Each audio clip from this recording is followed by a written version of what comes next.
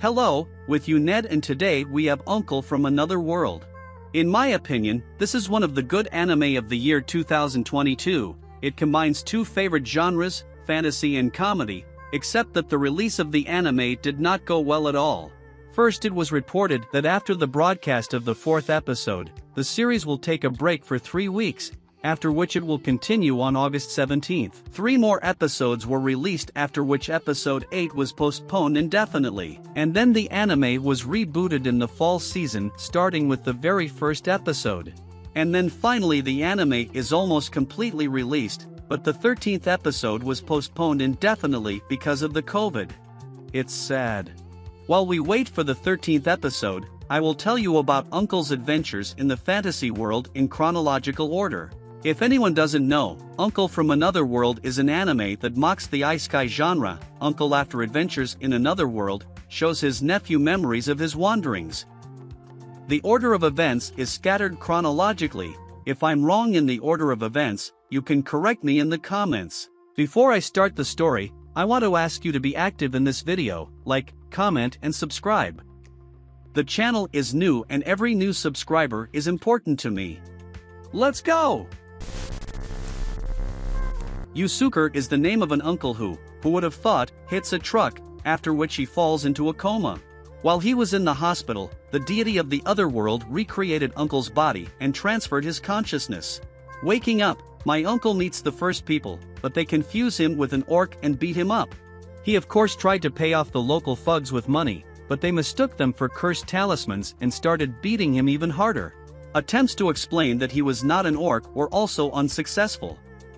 He was mistaken for a talking orc and sold to the circus for 3 coppers. To understand the economics of this world, a dirty brush found on the street is worth 120 coppers. What to say about Uncle's self-esteem? It was destroyed to smithereens. In the meantime, the circus owner locked Uncle in a cell and safely forgot about him. No food or drink, and so he sat in his cell for a week. One would think that Uncle had lost his mind, because he was communicating with a ray of light. But that's wrong. Just look at him. You can't find a more adequate person to look at. In fact, Uncle was communicating with the spirit of light. After befriending his uncle, the spirit teaches him his first spell, with which he was able to escape from his confinement, freeing his cellmates at the same time. Except they're not cute little animals, they're real monsters that will devour you at the first opportunity.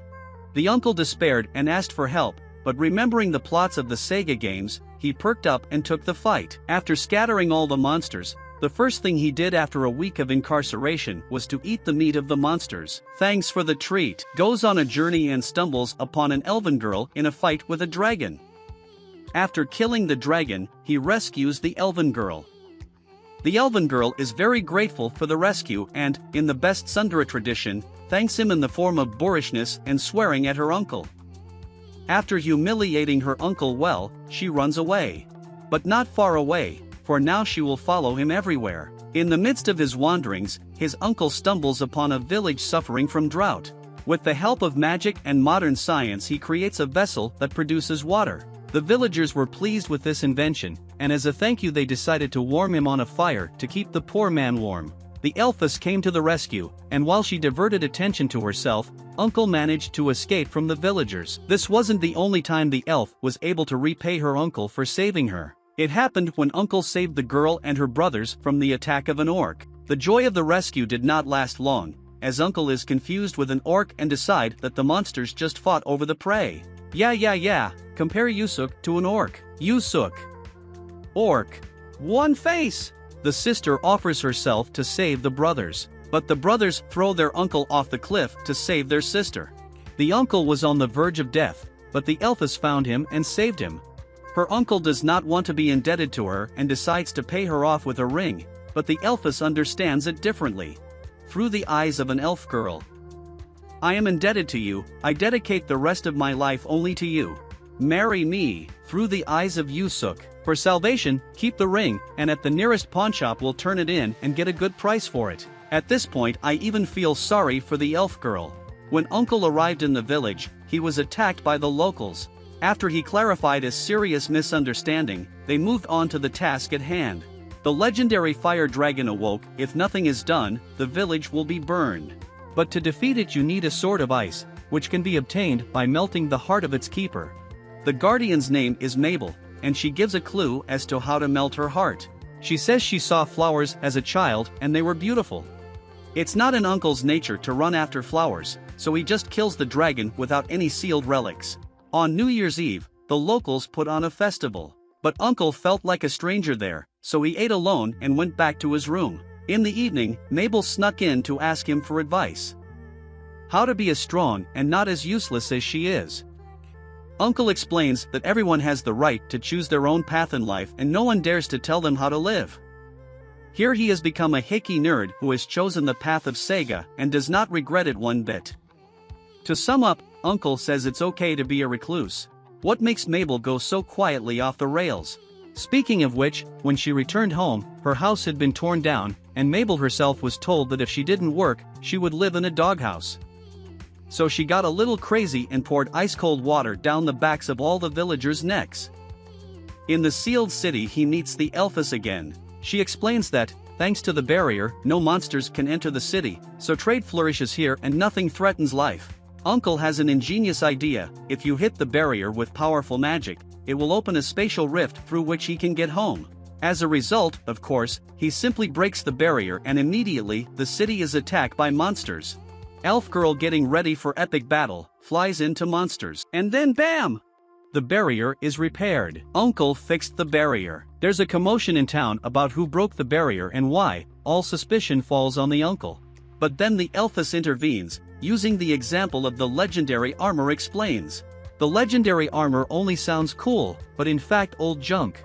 Residents catch the analogy with the barrier and decide that it was too old and no one was maintaining it. That's psychology in action. He wonders why she hasn't turned him in, to which she replied, "Just take me out to dinner and we're even." So he took off, explaining that everything starts with small errands, and then he becomes her errand boy. That should be stopped at the root. Uncle was drinking to celebrate his 20th birthday, in peace and quiet.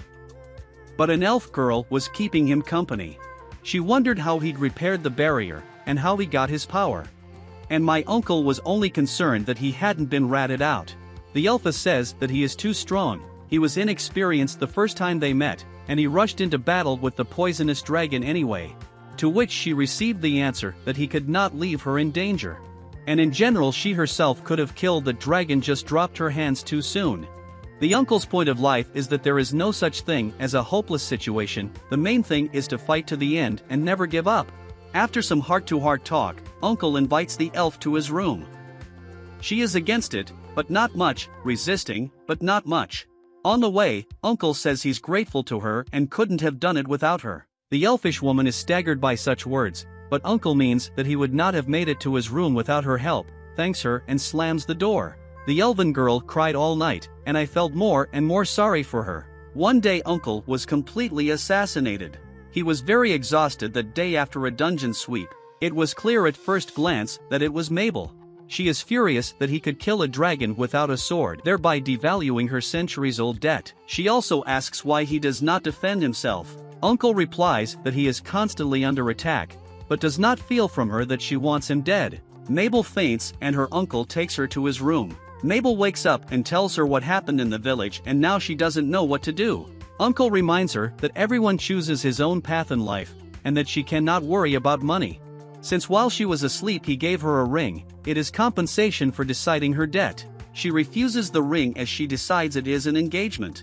Her uncle doesn't take no for an answer, it confuses her.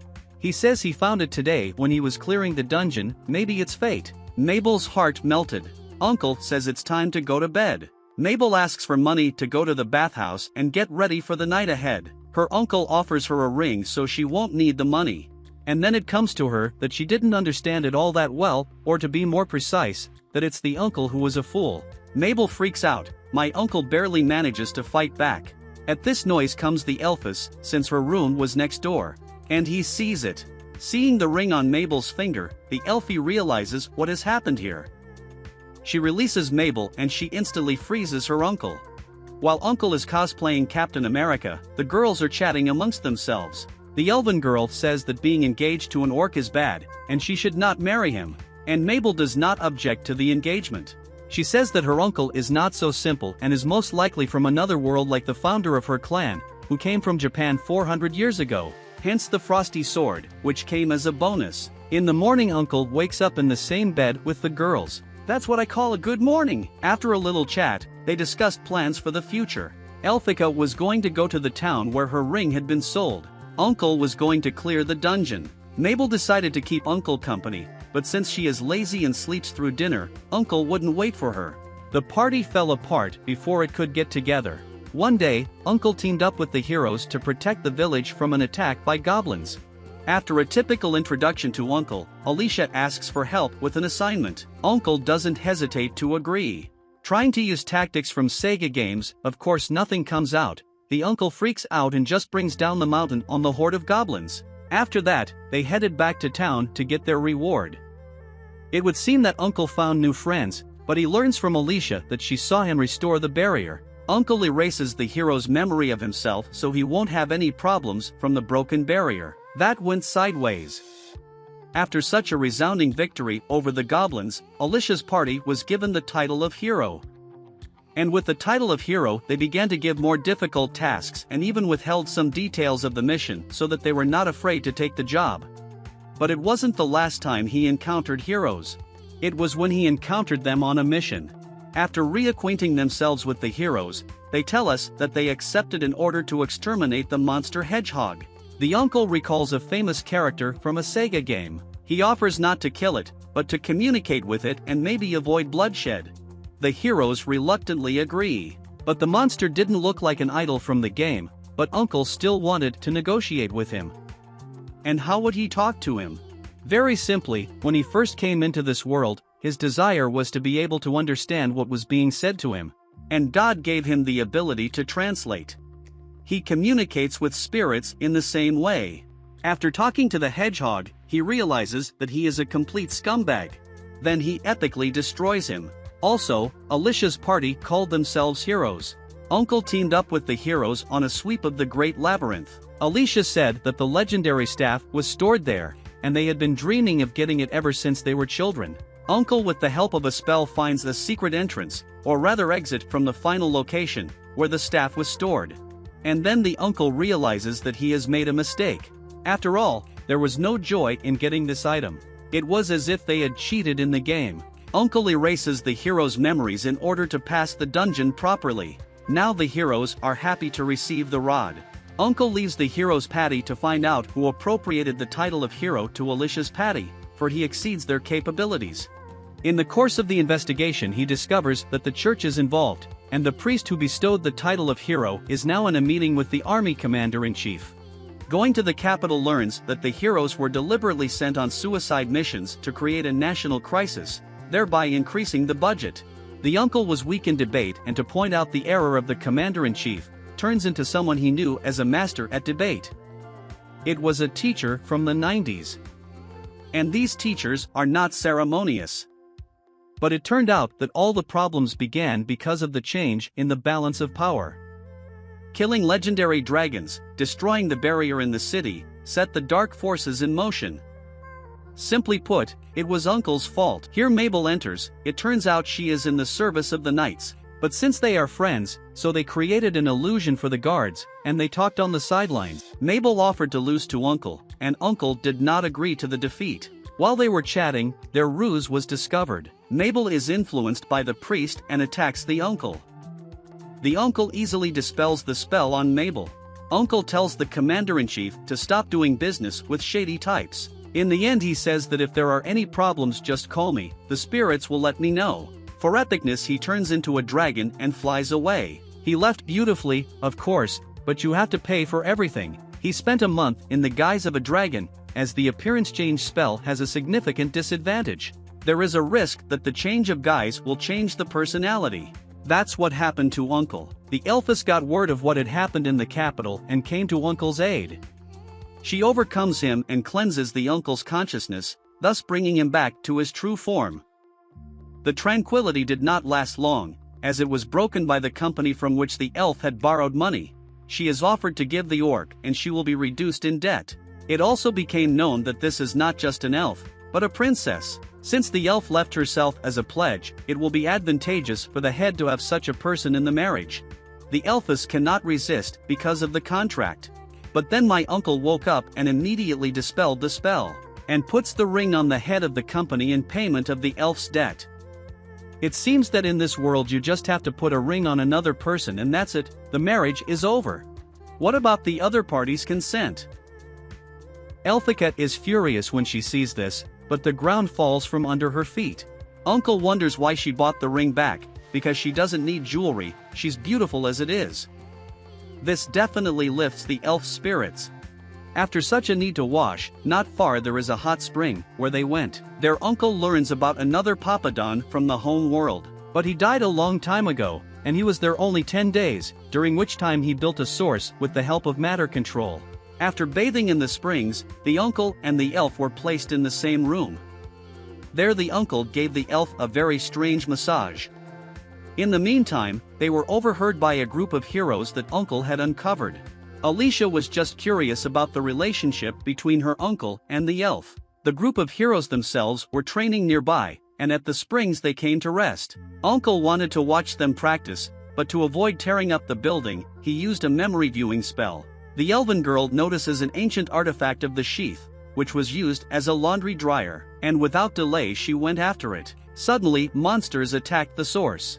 Uncle's spell is blocked. Taking advantage of the talismans, defeats the birds that prevented the spell. The last bird is killed by the elfess, using the artifact for which she went. It gives the possibility of long-range shooting. Two members of Hero's party are hypnotized by a monster, and Alicia says she cannot remove the hypnosis with her staff. Uncle suggests that perhaps there is another mode for the staff, as well as the elves. With the staff, Alicia removes hypnosis. She also gains the enhanced skills of those with whom she has merged her mind. The remaining monsters are finished off by the uncle, all are saved. Uncle was resting in the springs, and Alicia kept him company, as the partition between the men's and women's bathing suits was destroyed. Alicia tells us that she was attacked by goblins as a child and she does not remember anything until then. That's why she treasures every memory. The uncle confesses that he has already erased her memory twice. Alicia forgives him, but makes him promise never to use the spell. Eventually, the idyll is interrupted by an elf girl, who must have become jealous. That's how the hike to the hot springs ended. And uncle takes an order for a singing beastie. She turns out to be Mabel. Uncle asks why she is here, since she works as a royal knight in the capital. She says that this capital's hustle and bustle is not for her. In fact, she was dishonorably discharged for numerous absences and ties to an orc. Uncle notices that Mabel sings well. If she were in his world she could be a star and make a lot of money. Mabel wanted to cheer up her uncle by learning a song from his world. This song turned out to be from the mall, the original background music from Sonic. Uncle was happy. The royal knights spy on Mabel to find her uncle, but once again her uncle is saved by an elf. She looks at uncle and Mabel without any jealousy. In the morning, the elf shows her jealousy of Mabel and Alicia. She complains that he calls them by their names and she doesn't care that she didn't call him. This is the first time uncle says his real name, because before he introduced himself by other people's names. We also find out the real name of the elf. But it is so long and complicated, so let it be just Elfie from now on. Mabel asks what they are doing here. Uncle answers that he came to the sanctuary from the stories. The idea was to pass the test of the 3 sanctuaries, but who needs it? Uncle just trashes him and that's it. As it turned out, during his wanderings, Uncle had already accidentally destroyed the other 2 shrines. By doing so, the uncle released the divine punishment. In the course of the battle Uncle's mind is hijacked. The hero's Patty comes to the rescue. They as the uncle took the order for the singing beast and ended up here. Alicia tries to free her uncle's mind, but to no avail. She only sees her uncle sitting alone in the dark and doesn't realize he's playing Sega. Having said that there is darkness in his heart, the uncle takes this as an insult to the Sega player and brings himself to his senses. Uncle once again had a brilliant idea. He freed the soul of the fire dragon so that it absorbed all the divine power and the dragon was reborn. This concludes the 12th episode. I took one look at the manga, and I can tell you without spoilers that it won't be as easy to win as it was the first time around. After all, the dragon is now endowed with divine powers. To summarize, I'm really looking forward to the next season, but given the experience of the first one, I wouldn't count on it much. At least not anytime soon. During my story, a lot of anime jokes were left out, because I think the jokes themselves are better watched in the anime itself. If you haven't seen this anime yet, I recommend you check it out. Thanks for watching, see you soon.